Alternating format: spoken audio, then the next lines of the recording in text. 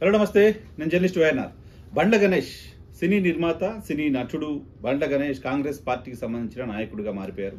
కాంగ్రెస్ పార్టీలో చేరారు. ఇటీవల కాలంలో కాంగ్రెస్ రాష్ట్రంలో అధికారంలోకి వచ్చిన తర్వాత కాంగ్రెస్ పార్టీ తరఫున చాలా పెద్ద ఎత్తున బీఆర్ఎస్ నాయకులపైన విమర్శల దాడి చేస్తూ వస్తున్నారు. నమ్మడికి వస్తే ఎన్నికల రిజల్ట్ కంటే ముందే కాంగ్రెస్ పార్టీ అధికారంలోకి రాబోతోంది. రేవంత్ రెడ్డి గారు సీఎంగా ప్రమాణ స్వీకారం చేయబోతున్నారు. ఎల్బీ స్టేడియంలో అందరికంటే ముందే వెళ్ళి నేను అక్కడ కూర్చుంటాను లాంటి ప్రకటనలు కూడా చేశారు. కాంగ్రెస్ పార్టీ అధికారంలోకి వస్తుంది అంటూ ఎన్నికల ముందు నుంచి మాట్లాడుతూ వస్తున్నారు బండ్ల గణేష్. బండ్ల గణేష్ ఎన్నికల్లో కాంగ్రెస్ పార్టీ గెలిచిన తర్వాత కంటిన్యూస్గా గాంధీ భవన్లో కనబడుతూ వచ్చారు.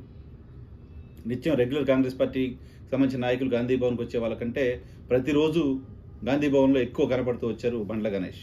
బండ్ల గణేష్ మల్కాజ్గిరి నుంచి పార్లమెంట్కి పోటీ చేయాలనుకున్నట్లుగా వార్తలు వచ్చాయి. మల్కాజ్గిరి టికెట్ని ఆయన ఆశించారు. మల్కాజ్గిరి టికెట్ కోసం ప్రయత్నాలు చేశారు. మల్కాజ్గిరి టికెట్ తీసుకుని అక్కడి నుంచి కాంగ్రెస్ పార్టీ అభ్యర్థిగా విజయం సాధించాలనుకున్నారు. రేవంత్ రెడ్డి గారి సిట్టింగ్ స్థానం అది. ఆయన ఇంతకుముందు అక్కడ పార్లమెంట్ సభ్యుడిగా ఉన్నారు.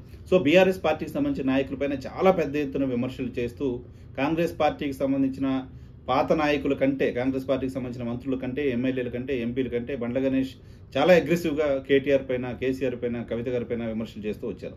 అటువంటి బండ్ల గణేష్ ఈ మధ్యకాలంలో సైలెంట్ అయిపోయారు. కనపడట్లేదు గాంధీ భవన్లో.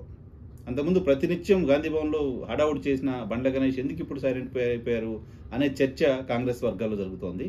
ఆయన మల్కాజ్గిరి స్థానాన్ని ఆశించారు, కానీ మల్కాజ్గిరి స్థానం ఆయనకు దక్కలేదు. అది మహేందర్ రెడ్డి గారి ఫ్యామిలీకి వెళ్ళిపోయింది. సో అక్కడ టికెట్ ఆశించి భంగపడిన బండ్ల గణేష్ ప్రస్తుతం సైలెంట్గా ఉన్నారు అనేది కాంగ్రెస్ పార్టీ వర్గాల్లో జరుగుతున్న చర్చ. ఆయన అంతకుముందు ఎమ్మెల్సీ ఆశించారు, ఎంపీ సీట్ ఆశించారు, అవి రెండు రాలేదు. దీంతో ప్రస్తుతం బండ్ల గణేష్ సైలెన్స్గా ఉన్నారు.